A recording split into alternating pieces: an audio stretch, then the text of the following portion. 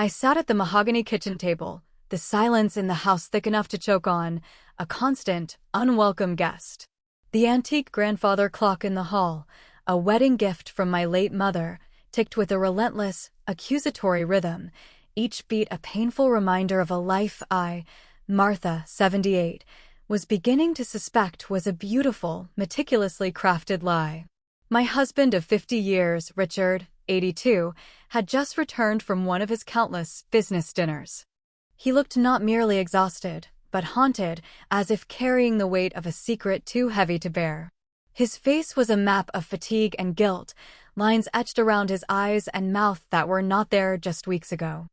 He tossed his expensive tweed jacket onto the velvet sofa with a weariness that felt utterly performative, loosened his tie as if it were a noose he was desperate to escape, and collapsed onto the bed, the familiar springs groaning under his immense weight, without even bothering to shower. The faint, woodsy scent of his expensive cologne hung in the air, but it was mixed with a new, alien fragrance, a sweet, cloying floral perfume that felt like an intrusion, a brazen confession from a life I didn't know he was living. A few minutes later, the gentle hum of his snoring filled the house, a sound that once brought me comfort, but now felt like a mocking lullaby. A lullaby for a fool. Did he really think I was this naive? You have to see what he did next to believe it.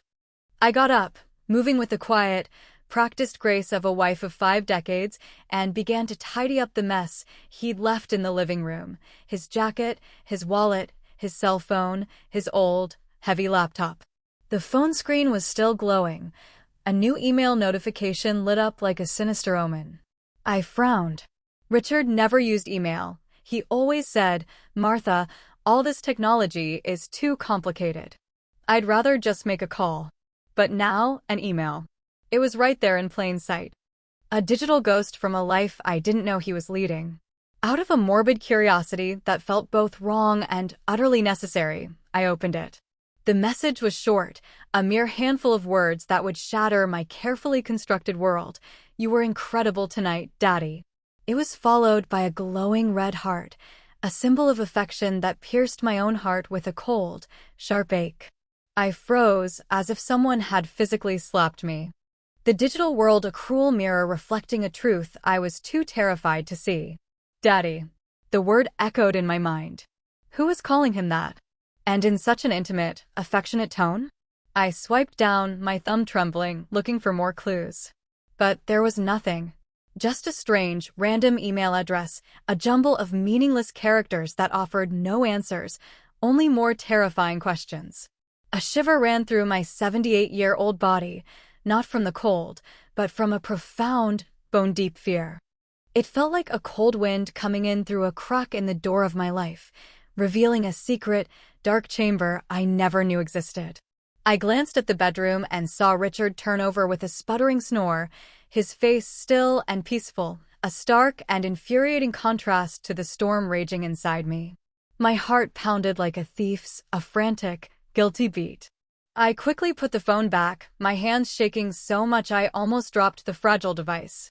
I continued cleaning up, my movements now mechanical, robotic. I gathered his soiled clothes to take to the laundry. As I checked his pants pockets, my fingers brushed against a folded piece of paper, crisp and new. It was a receipt from a fancy steakhouse in San Diego, dated that very night. I frowned. San Diego? He had told me he was meeting his partners in Phoenix. A tiny, bitter laugh escaped my lips. Richard hated driving to Phoenix. San Diego, on the other hand, was where his mother had lived before she passed away. He had fond memories there, a fact he had often reminded me of. But who had he had dinner with in San Diego while lying to me about being in Phoenix? The receipt showed a party of 2, a bottle of expensive Cabernet Sauvignon, a wine he had bought me for our 25th anniversary, a wine I had never forgotten, and main courses of filet mignon and lobster pasta. I tried to remember the last time Richard took me to a place like that. Maybe 15 years ago when I opened my first bakery. It was a memory etched in my mind, the flickering candlelight, his proud smile, the way he toasted my success. Now that memory felt like a lie, a faded photograph in a scrapbook of deceit. I took out my own phone and, with a silent, determined resolve, snapped a picture of the receipt and the email. I didn't want to believe it, but a woman's intuition, a wife of 5 decades' intuition, is a deep, primal knowing. Something sinister was going on, and I, Martha Roberts, had to find out what it was. My hands were trembling, not just with anger, but with a deep, existential dread. I felt like I was standing on the edge of a cliff, about to witness the spectacular, $40,000 collapse of my entire life. You won't believe how deep this rabbit hole goes. I went to the attached garage. Richard's old, heavy SUV was still warm, the air thick with the smell of gasoline and that faint, sweet perfume from his clothes. I opened the door, a small, cold dread gripping my 78-year-old stomach. I turned on my flashlight and checked every corner of the driver's seat. There was nothing out of the ordinary, just some loose change and an empty, forgotten water bottle. But as I reached deep into the passenger side glove box, my fingers brushed against something plastic and slippery. I pulled it out and my heart almost stopped dead in my chest. A half-used tube of personal lubricant with dried residue on the cap, a sticky, damning piece of evidence. I stood there in the dark garage, staring at it as if it were a dirty secret, a tangible manifestation of my worst fears. Richard and I hadn't been intimate in well over a decade. He always said he was too tired, that age had sapped his desire. So, what was this lubricant for? The question echoed in my mind, each syllable a hammer blow to my fragile reality. I felt momentarily paralyzed, but a clear, cold survival instinct kicked in. I put it back exactly where I'd found it. I wiped my hands with a napkin, scrubbing them raw, as if I were afraid the betrayal would leave a permanent mark on my skin. I continued searching, this time more carefully, more methodically. Under the back seat, I found some crumpled napkins soaked in that sweet, floral perfume that wasn't a man's scent and certainly wasn't my soft, familiar rose fragrance. The scent was alien, defiant, a loud, vulgar shout of infidelity in the quiet sanctuary of our garage. I took photos of everything, the lubricant, the napkins, as if I could capture the scent in an image. I closed the car and went back inside, the weight of the evidence pressing down on me, heavier than any flour sack I had ever lifted. This is why you always check the glove box, ladies. I sat at the kitchen table, my hands trembling uncontrollably as I picked up Richard's phone again. By this point, I was almost certain he was cheating on me, but something in that daddy email was still gnawing at me. I checked his messages, but there were only work chats, cold and dry, like a desert landscape. His inbox was empty, except for that one strange email. I checked the sent and draft folders. Nothing. Everything was too clean, too perfect, suspiciously so, as if he had meticulously erased every trace of his deception. A master of lies, I thought bitterly. My rage was now a cold, hard stone in my chest, and a new, more dangerous emotion began to stir within me, a desire for truth, a need to expose the lie, no matter the staggering cost. The next morning, just as the sun rose and the soft light filtered through the window curtains, I was already wide awake, a ghost in my own house. The image of the lubricant, the restaurant receipt, and that cryptic email wouldn't stop swirling in my head, a venomous carousel of doubt. I stood in the kitchen, my hands busy making breakfast, but my mind a frantic whirlwind. I made a simple meal, 2 fried eggs, some toast, and a cup of the strong black coffee Richard liked. I had barely slept all night. Richard came down looking tired, his gray hair a mess, and his eyes still groggy. He sat at the table, grabbed his coffee cup, took a sip, and set it down half full.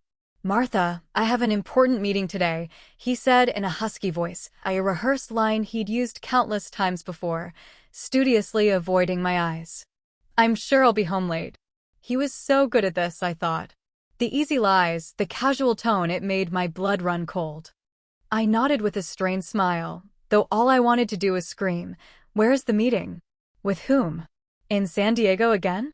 But I held back, my rage a silent fire, and simply replied, "All right, be careful." He got up, gave me a light pat on the shoulder, a gesture that felt more like an afterthought than a sign of affection, and left. The door closed, leaving the kitchen in silence and me with a suspicion that was growing into a monstrous, terrifying certainty. I cleared the table and washed the dishes one by one, the rhythm of the task a small anchor in the storm of my emotions. I couldn't just sit there inventing theories. I needed the truth, hard evidence. I picked up my phone and looked for the number for Mrs. Eleanor Miller, a friend from years ago who had helped me so much when I first opened the bakery. She had once told me about a good private investigator who specialized in infidelity cases. "Martha, if you ever need it, I can give you Thomas's number," she had said. "He's very discreet and reliable." I never thought I would need to call him, but now I had no other choice. I dialed her number, my voice trembling, each ring a drumbeat of my mounting anxiety. "Hello, Eleanor. Can you help me get in touch with Thomas? I need him." She was silent for a few seconds, a pause that spoke volumes before answering. "Martha, what's going on? Did Richard do something?" I sighed, not wanting to get into the brutal details over the phone, my pride bruised and raw. "I just need to know the truth. Can you help me?" Eleanor, a woman of few words but profound intuition, agreed immediately, and just an hour later, I received a message from Mr. Thomas, asking me to meet him at noon at a small cafe downtown. "Mrs. Roberts, please don't worry. I will help you," he wrote. The message was short, but it was enough to give my 78-year-old heart a little relief. A lifeline in a crushing sea of deceit. At noon, I went to the cafe, a tiny place with worn wooden tables and the comforting aroma of roasted coffee filling the air, a scent that usually soothed me, but now felt strangely foreign. I chose a secluded corner where no one would notice me, a shadow in a room full of light. Thomas walked in, a middle-aged man, short and stocky, with a simple light blue shirt and philosophical eyes that seemed to read everything, to see through the surface of things. I handed him a flash drive with the photos I had taken the night before, the strange email, the restaurant receipt, the lubricant tube, and the sweet-smelling napkins. "This is all I have," I said, my voice shaky. "I'm not sure, but I think my husband is cheating on me." The words tasted like ash in my mouth.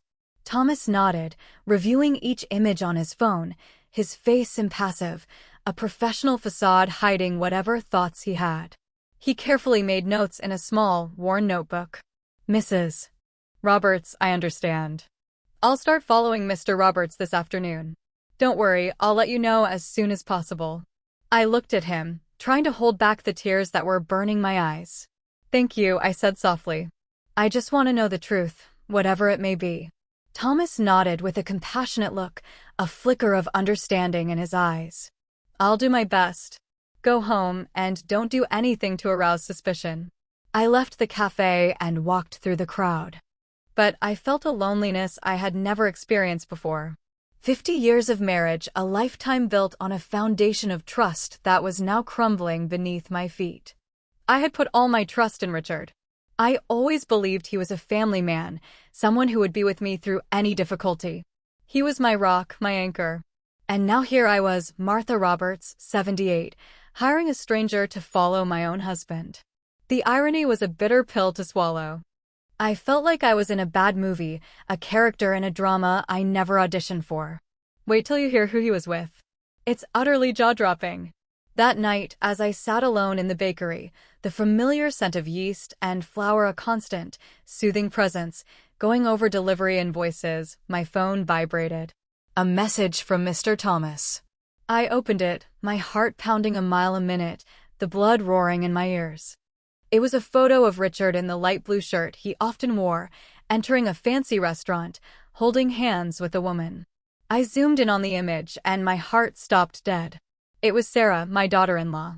She was wearing a tight black dress with heavy makeup, intense red lipstick, and her hair down. They didn't look like father-in-law and daughter-in-law, but like a couple on an intimate date.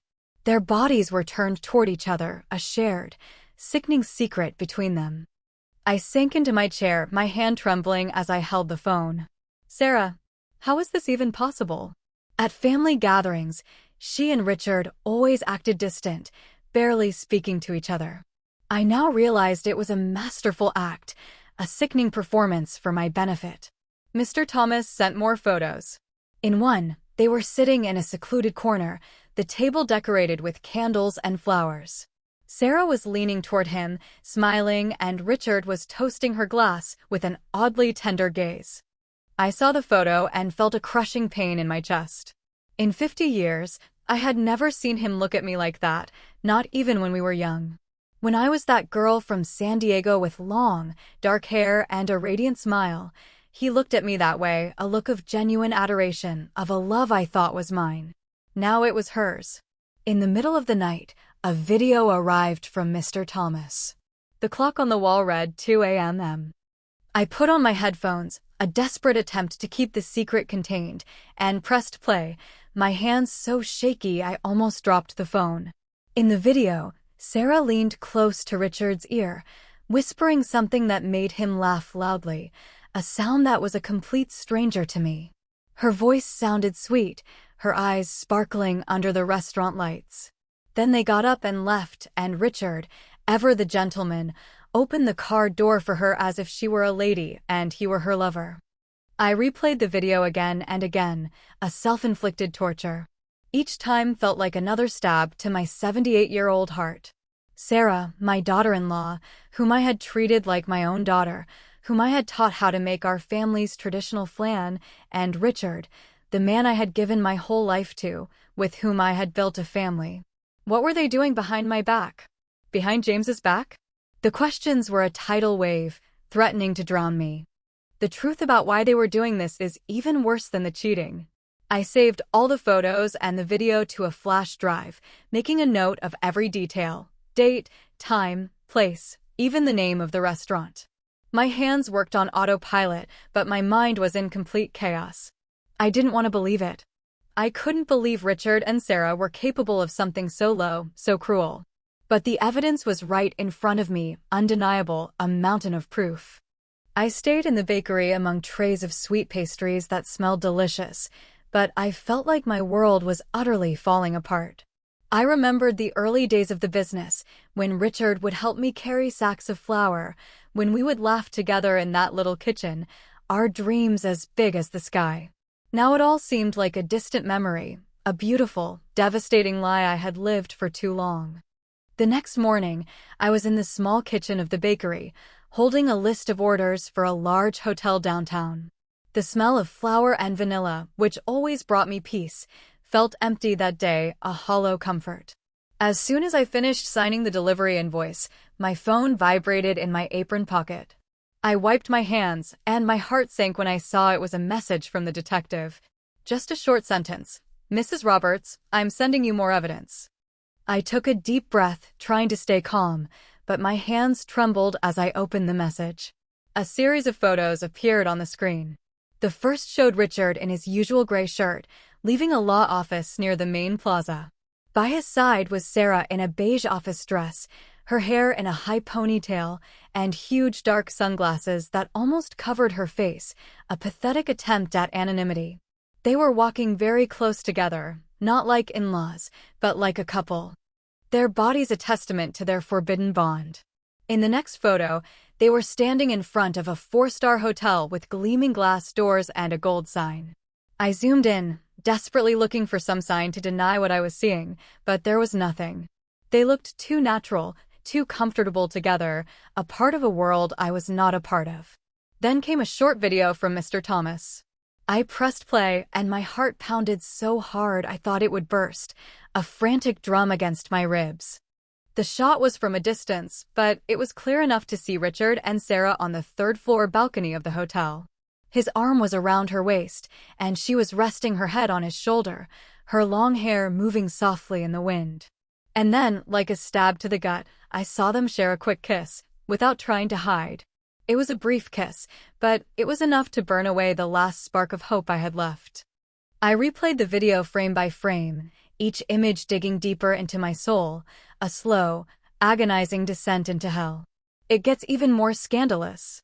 The room curtain opened slightly, and Sarah came out, running to hug Richard, her face lit up with happiness, as if she were a young girl in love. I slumped into the chair, clutching the edge of the table to keep from falling apart. Mr. Thomas wrote, They also rented the room for the afternoon. It looks like they're staying the night. I'll keep an eye on them. I read the message over and over, my throat tight, as if I were being strangled. Just a few hours earlier, Richard had texted me, "Martha, I won't be home tonight. I have to meet a potential partner from out of town. Get some rest." The tone was sweet and caring, just as it had been for years. But now I knew it was all a lie. A well-constructed lie.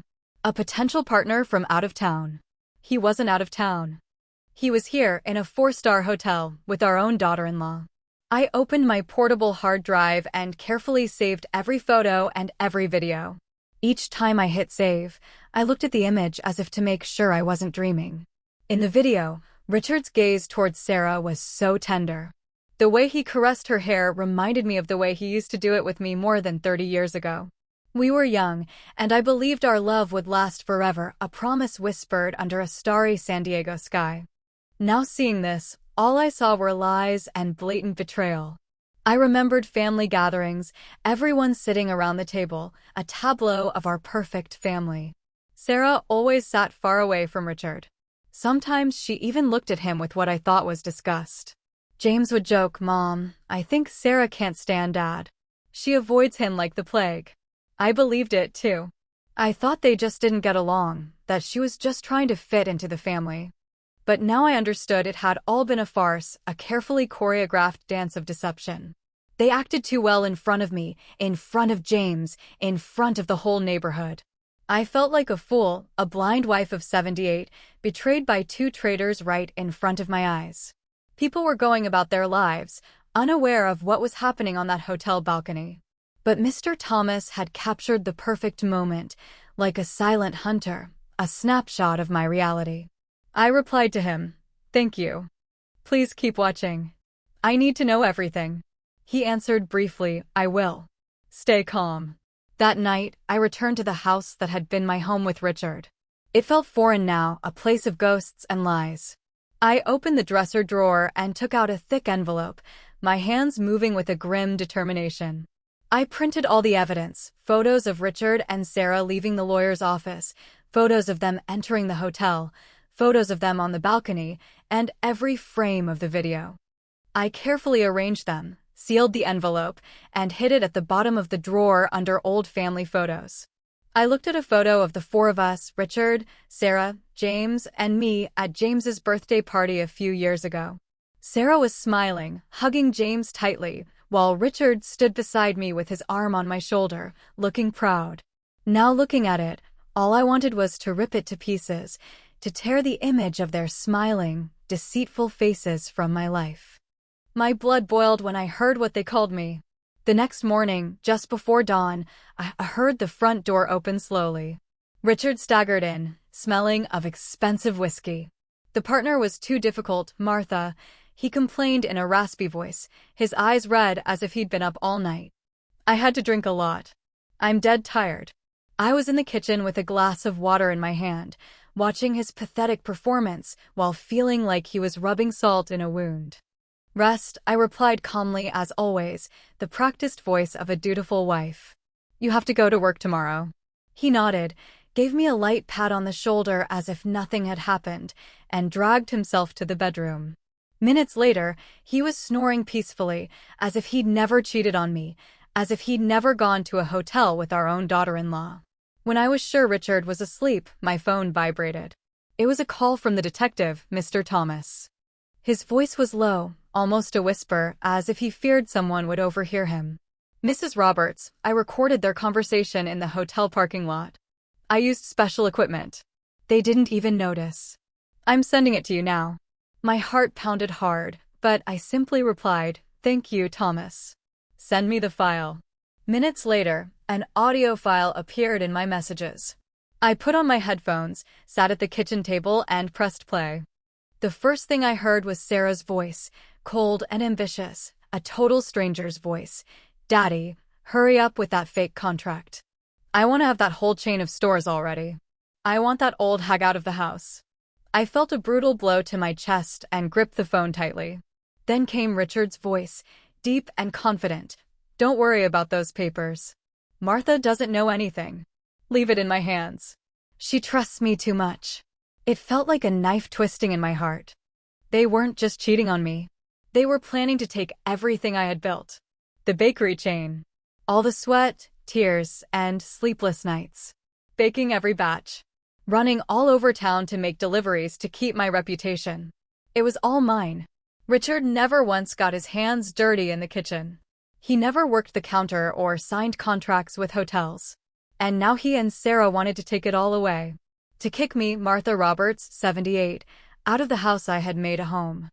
I almost broke down, but I still had the composure to copy the audio to the flash drive where I kept the other evidence. I carefully wrote down the time and place as if trying to keep myself steady in the middle of the storm. This is where the superglue comes in. You won't believe the scandal.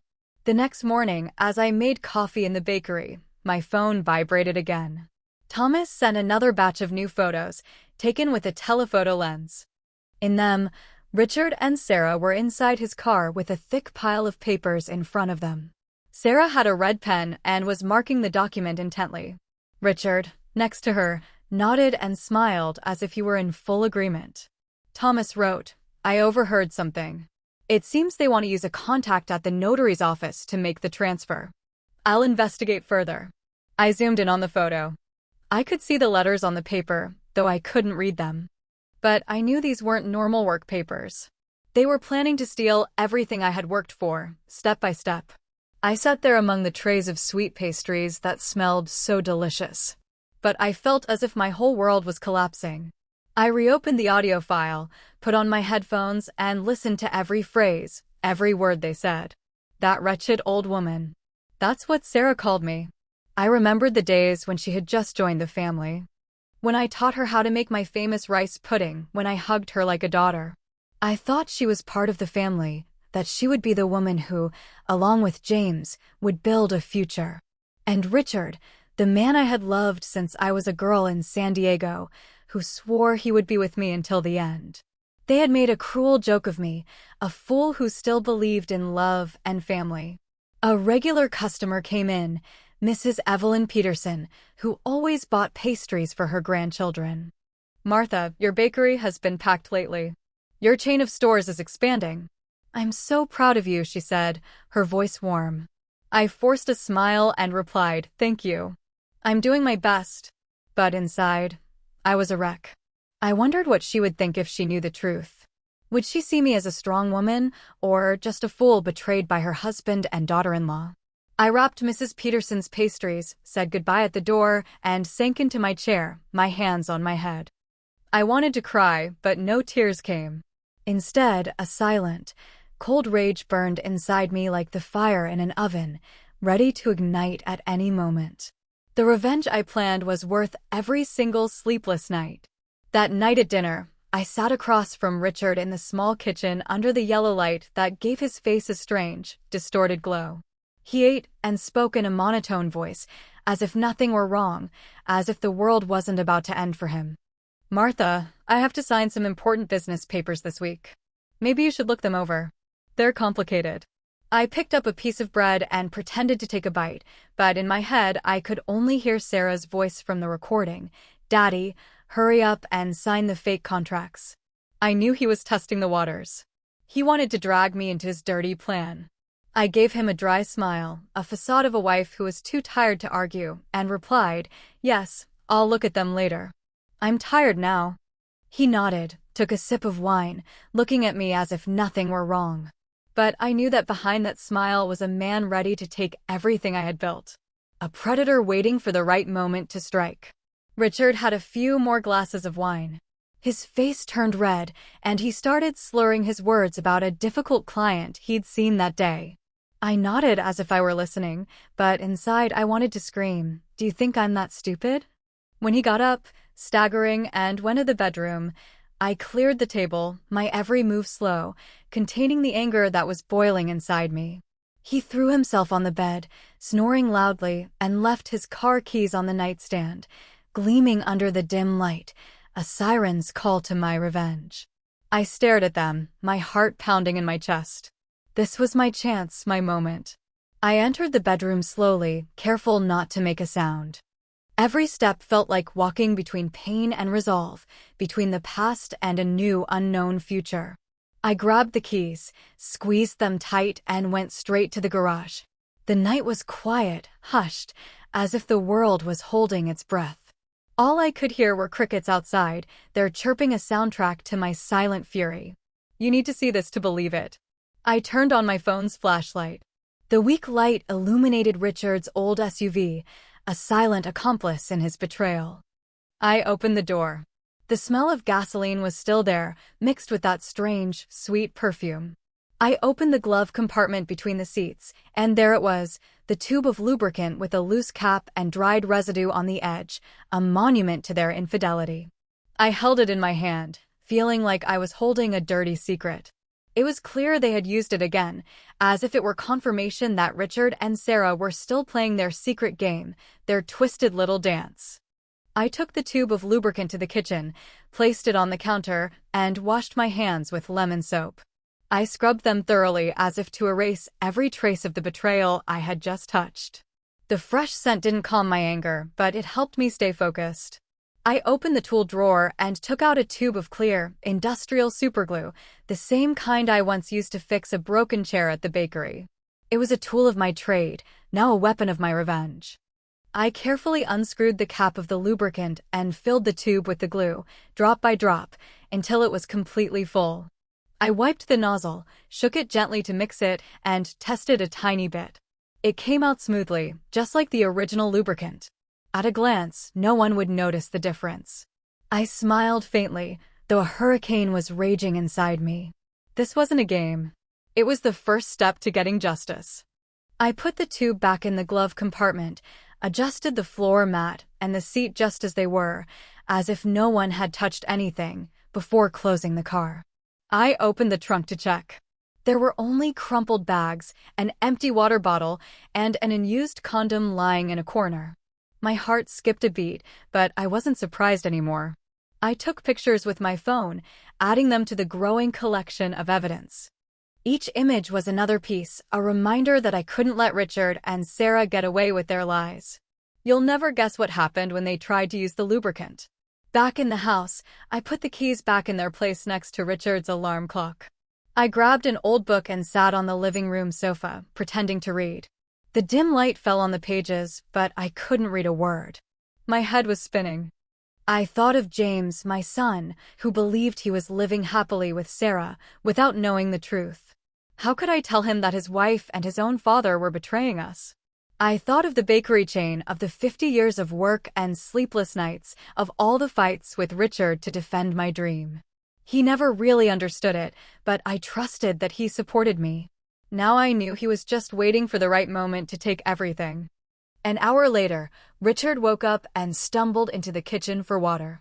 He saw the keys on the counter and didn't suspect a thing. "Still not sleeping, Martha?" he asked groggily. I smiled and replied, "No, I'm just reading a bit." "Finish your water and go back to bed." He nodded, drank, and returned to the bedroom, snoring immediately. I looked at him as if he were a stranger. This man, who once promised to be with me until the end, was now planning to destroy what I loved most. But he didn't know that I, Martha Roberts, 78, had already started my counterattack. At dawn, I got up. The sunlight was timidly entering through the bakery window. I was in my usual kitchen, kneading dough, preparing flans and sweet pastries for a large hotel order. I pressed the dough with all my might, channeling my rage into every movement. When I returned home for breakfast, I made an effort to keep a calm face. Richard was already up, with a cup of black coffee in his hand. I served him eggs and toast. "Richard," I said calmly, "I have to travel to Charleston tomorrow to sign a contract with a new partner. I'm sure I'll be home late. Can you take care of dinner?" I watched him out of the corner of my eye. He looked up, surprised, but in his eyes something was shining that wasn't concern. It was relief. "A big contract?" he asked, taking my hand with a feigned tenderness. "Don't worry. Go ahead. I'll handle it." But that spark in his eyes, that slight curve of his lips, as if a weight had been lifted, pierced my chest. He wanted me to leave, and I knew exactly why. I smiled and nodded. "Thanks. I'll call you if I get back late." He took another sip of coffee. Then he got up, saying he had to get to the office early. As he left, I saw he had left his phone on the table, and the screen lit up with a missed call. The name that appeared was at. I frowned. My heart pounded. Allison Thomas. I was sure it was Sarah. Before I could touch the phone, Richard came back, grabbed it in a hurry, and turned off the screen in front of me. I forgot it, he mumbled with a forced smile. And he was gone. I stood there watching the door close, feeling as if I had been slapped. He wasn't even bothering to hide it anymore. That day, I worked like a machine, delivering bread, signing invoices, and smiling at customers. But my mind was only focused on Richard and Sarah. I couldn't let them continue their farce behind my back and James's. I needed more evidence, to hear from their own mouths what they said when they thought no one was listening. The sound of the bed creaking still haunts me. That night, I pretended to be utterly exhausted. I went to bed early and told Richard, I have to wake up early tomorrow to catch the bus, so I'm going to sleep. He nodded, gave me a pat on the shoulder. Rest, Martha. Be careful on your trip tomorrow. I lay down and closed my eyes, but I sharpened my hearing, attentive to every sound in the house. Close to midnight, when Richard's snoring stopped, I heard him get out of bed quietly. The faint light from his phone shone in the darkness. He left the room with his phone, thinking I was asleep. I stayed still, my heart pounding. Then I slowly got up and followed him on tiptoe. I hid behind the thick living room curtain and saw him standing in a dark corner near the window. He put the phone to his ear and spoke softly. Yes, of course. Come over to the house tomorrow. We won't have to go to a hotel anymore. Martha has to leave town to sign a contract, and she'll be back late. I heard a soft giggle from the other side. Sarah's sweet, calculating voice. That's great, Daddy. Finally, we can relax. Richard laughed, replying, yeah, come early. I'll be waiting. I stood there behind the curtain, feeling my blood boil. They weren't just cheating on me. They were planning to turn my house, my son's home, and mine into their vile meeting place. I returned to the bedroom in silence, opened a drawer, and took out James's old voice recorder, the one I bought him for college to record his classes. I checked the battery, put in a new one, and turned on continuous recording. I hid it behind the bookshelf in the bedroom, right next to the headboard, certain it would capture everything. I carefully adjusted the cable and covered it with a family photo frame, the photo of the four of us at James and Sarah's wedding. Looking at it, I felt a bitter taste. Sarah's smile, Richard's hug. Now, they were all brutal lies. Before going back to bed, I checked again that the recorder was working. I placed the photo frame just right to hide the cable. Then I lay down, pretending to be asleep. Richard came back to the bedroom, threw himself on the bed, and snored as if nothing were wrong. But my eyes were wide open in the darkness, more awake than ever. I reached for the clock and set the alarm for earlier than usual. I closed my eyes, but not to sleep. I was ready for the next, final step of my plan. What happened next forced our neighbors to make an emergency call to the fire department. I woke up at 5 o'clock in the morning when it was still dark. Only the faint light from the street lights was coming through the window. The house was silent. All I could hear was Richard's steady snoring from the bedroom. I was in the kitchen with a cup of cold coffee in my hand, staring at the skillet of oil that was already on the stove. It was the last step of my plan, a simple smoke trap, but enough to expose the truth in the most humiliating way possible. I tied a thin string to the stove's igniter. I ran it over to the window and attached it to a heavy object, an old coffee can I found in the cabinet. All I had to do was pull it from a distance, and the flame would ignite the oil, creating thick black smoke, enough to alarm the neighbors. I opened the window by the stove a little so the smoke could get out. Then I tested it once. The smoke rose quickly, forming spirals like a dark warning. I turned it off immediately, checked everything again, and made sure not to leave any trace that might make Richard suspicious. I put on a jacket, grabbed my large purse, and pretended to be leaving for my trip. Before I left, I went into the bedroom and gently shook Richard. I have to go to the bus station right now, I said in a calm voice. I'm going to sign a contract. I'll probably be back late tonight. He opened his eyes and, in a sleepy voice, replied, All right, be careful, Martha. Call me if you need anything." Then he buried his face in his pillow and went back to sleep. I looked at the man I once loved and trusted, now lying there unaware of the trap waiting for him. I turned away, my heart heavy, but my legs steady. Instead of going to the station, I went across the street to Mrs. Peterson's house. She was my neighbor and my friend. She opened the door and looked at me worried when she saw my purse. "Martha, what are you doing up so early? Is something wrong?" she asked with affection. I forced a smile. "Mrs. Peterson, can I stay here for a few hours? I need to watch my house." She frowned, but didn't say anything else. She poured me a hot cup of coffee and gave me a chair by the window. From there, I could see the entrance to my house, where Richard and Sarah would enter and where the truth would be revealed. It was the most humiliating moment of their 80-year-old lives. Around 10 o'clock, a taxi pulled up in front of the house. Sarah got out, wearing a light floral dress and dark sunglasses, as if she were afraid someone would recognize her. Richard opened the door, looked around in a hurry, and quickly ushered her inside. I gripped my coffee cup tightly, my heart pounding in my chest. "It's time," I murmured, and turned on the app on my phone connected to the hidden recorder I had left in the bedroom. The sound started coming through my headphones: Sarah's laughter, the clinking of glasses, heavy footsteps. Then I heard Richard's deep voice. "All right, we don't have to hide in a hotel anymore." Sarah laughed. "You really know how to pick your moments. The old hag is gone, right?" I bit my lips, holding back the rage as I listened to her call me the old hag with so much contempt. Then the bed started to creak, along with other sounds I didn't want to keep listening to. I closed my eyes, took a deep breath, and told myself, "Just a little longer, Martha. Just a little longer." A few minutes later, suddenly, Sarah screamed, "What the hell is this? We're stuck." Her voice was filled with panic, almost sobbing. Richard growled, "Shut up. Wait, let me see." I smiled. I barely touched my phone and activated the smoke trap remotely. The string pulled hard. The stove ignited. The skillet of oil caught fire. Black smoke billowed out of the kitchen window in thick spirals, spreading outside like an alarm signal. Mrs. Peterson gasped. She looked out the window. "Martha, your house is on fire." I pretended to be scared, but inside I felt strangely calm. Neighbors started coming out into their yards, shouting, "Martha's house is on fire. Call the firefighters." A man nearby, Mr. Johnson, quickly took out his phone and called the city fire department. I stayed there, holding my coffee cup tightly, my eyes fixed on my house.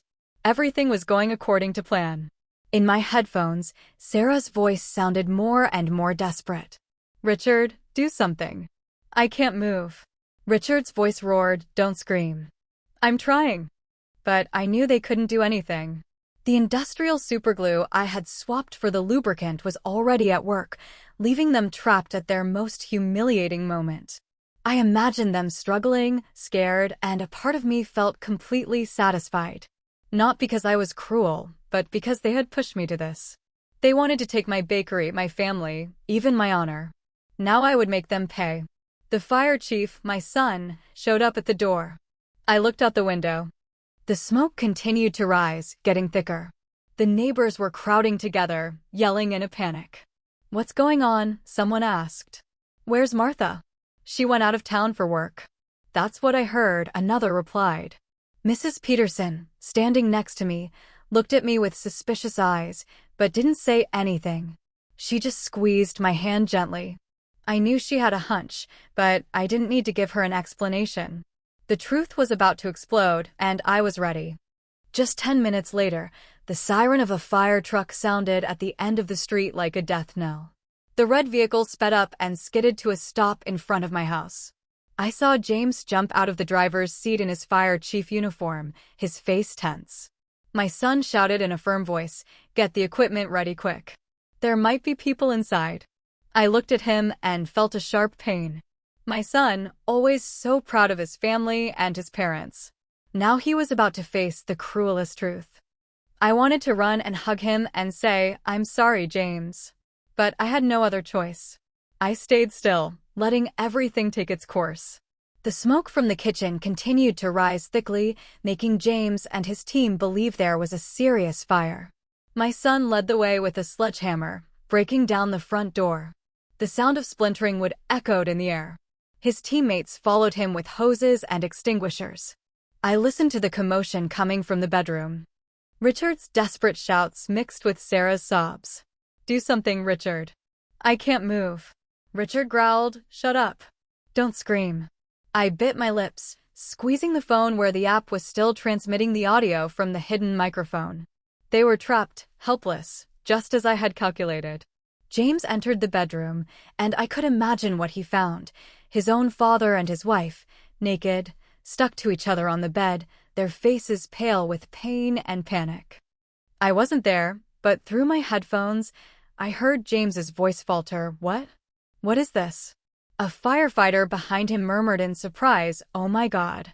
Another couldn't hold back and let out a nervous laugh, but James immediately shouted, "Silence."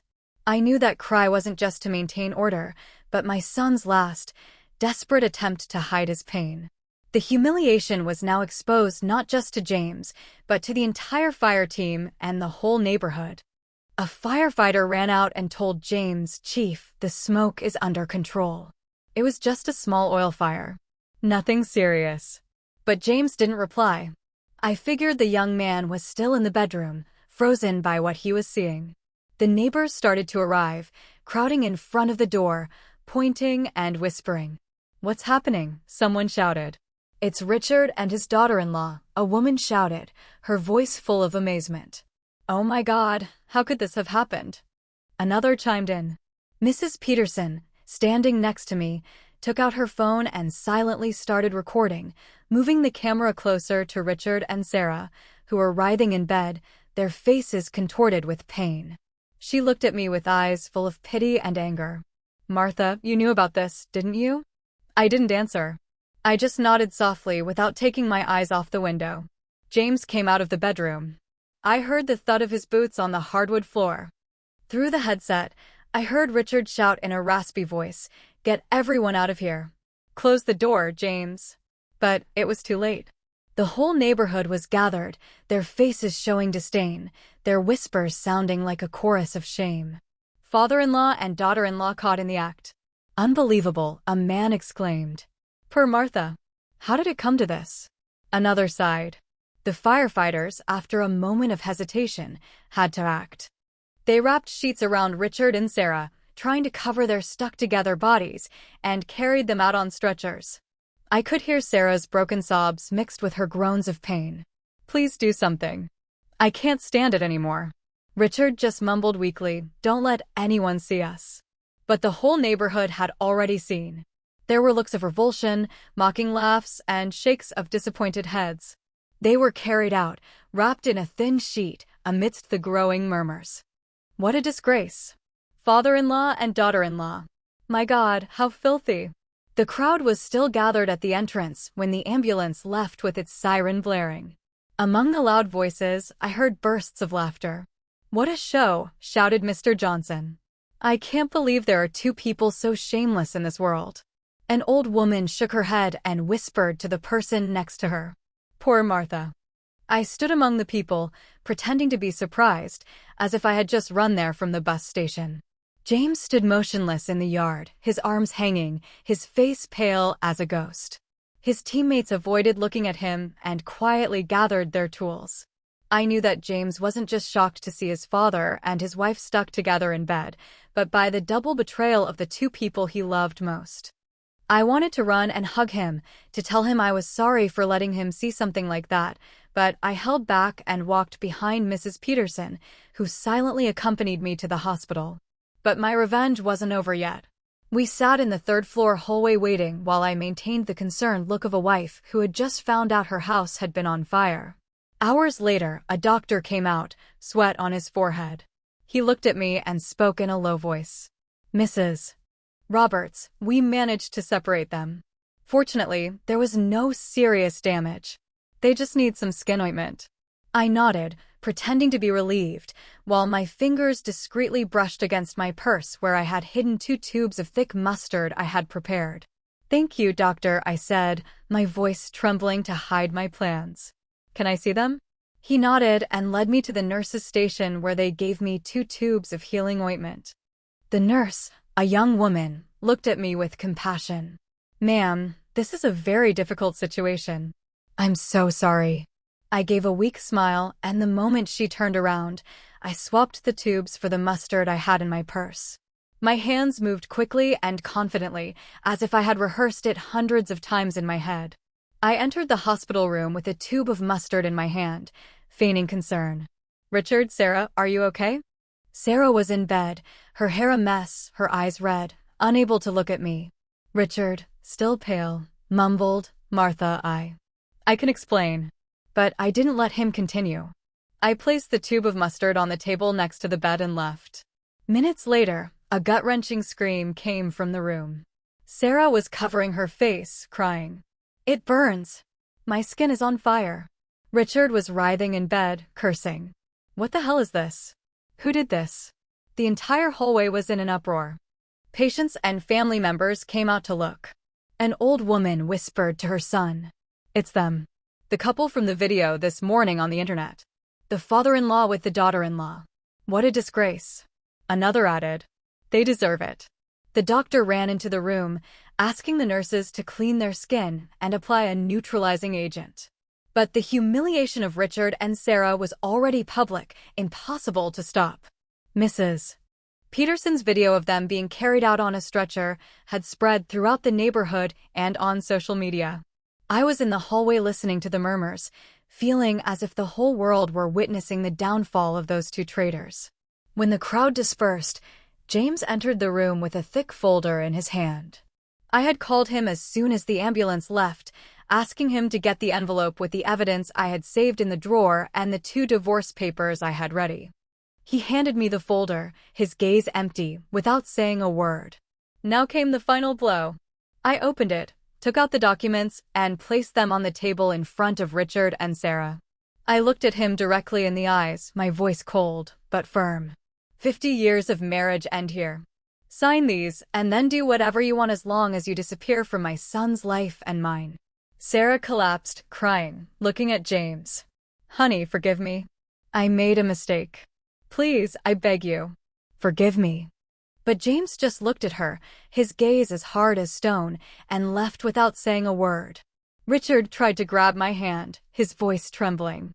"Martha, listen to me. I didn't want this." I pulled away, cutting him off. "Don't say anything else, Richard. You chose this path." He yelled desperately, "Martha, please." But the nurse came in and warned, "Be quiet. This is a hospital." I turned and walked away without looking back. In the hallway, I saw James leaning against the wall, his head in his hands. I walked over and put my hand on his shoulder, but he didn't lift his face. "Mom," he whispered, his voice broken. "Why did it have to be Dad? Why her?" I didn't answer. I just hugged him tightly, sharing his pain with my own. In that moment, I knew that Richard and Sarah had lost everything, their honor, their marriage, even their dirty $40,000 plan. But James and I had also lost a family. I only hoped that with time, we would find peace. But the community reaction was the best part. A few weeks after the scandal, my bakery was busier than ever. The little bell on the door wouldn't stop ringing. Customers came in and out with smiles and compliments. "Martha, you are so strong," Mrs. Peterson said, holding a bag of freshly baked flan. "The whole neighborhood is proud of you for how you defended your family business amidst all that filth." I smiled and thanked her. People supported me. They called me a strong woman, but only I knew that strength came from the broken pieces of my heart. Every time I looked at the oven where I had worked with sweat and tears for 50 years, I remembered Richard and Sarah, who wanted to take everything from me, but failed. And I'm still here with my bakery, with James, and with a new life. James moved in with me right after that day. He didn't talk much about what had happened, but I noticed the change. He wasn't the cheerful, always laughing James he used to be. His eyes now looked deep, as if they carried a wound that wouldn't heal. "Mom, I want to stay here for a while," he told me the first night as he came in with his suitcase. "I'm going to help you run the bakery, talk to clients, whatever you need." I hugged him. I felt the warmth of the sun I had raised and just nodded without asking anything. I knew James needed time, and so did I. Every morning we opened the bakery together. I prepared the oven and arranged the trays, and James reviewed invoices and called hotels and restaurants. Mom, the Grand Hotel wants to increase their sweet pastry order for next week. He called out to me from the cash register, his voice calm, but without its usual brightness. All right, I replied. Confirm the order. I'll prepare more dough. These simple moments gave me a peace I hadn't felt in years. There were no more fake looks from Richard, no more sweet and calculating voice from Sarah. It was just James and me taking care of what we still had. Our recovery was a slow, sweet victory. Dinners were just the two of us now. We sat face to face in the small kitchen, eating simple meals. Sometimes rice with chicken and vegetables, sometimes just bread with coffee. Mom, can you make me some flan this weekend? He asked me one night with a faint smile, the first I had seen since the scandal. All right, I replied, relieved, but you have to help me stir the caramel, he nodded. And in that moment, I felt that we were slowly but surely recovering. I started making time for myself, something I almost never did in 50 years. I joined a cooking club at the community center where women my age shared recipes and told their stories. Martha, you make the best flan in the neighborhood, a woman told me, laughing when I brought a tray. I replied, smiling. It's a little trick I learned back in San Diego. I also started going to church on weekends. I would sit in silence with the light of the stained glass windows on my face and pray, not for Richard or Sarah, but for James, for myself, so that we would find the strength to move forward. Sometimes I would go for walks with Mrs. Peterson in the town square, listening to her talk about neighborhood gossip. You know, Martha, she would say, her eyes shining. Everyone is still talking about Richard and Sarah, but they say you're the one who won. I just smiled without answering. I won, maybe. But the price was losing my whole family. James also started to change. He became less quiet and began telling me about his work as a firefighter. We put out a fire at the market yesterday, he told me one night as we ate dinner. It was really dangerous, Mom. But luckily, no one got hurt. I listened to him, my heart filled with pride. Please be careful, I said, my voice trembling.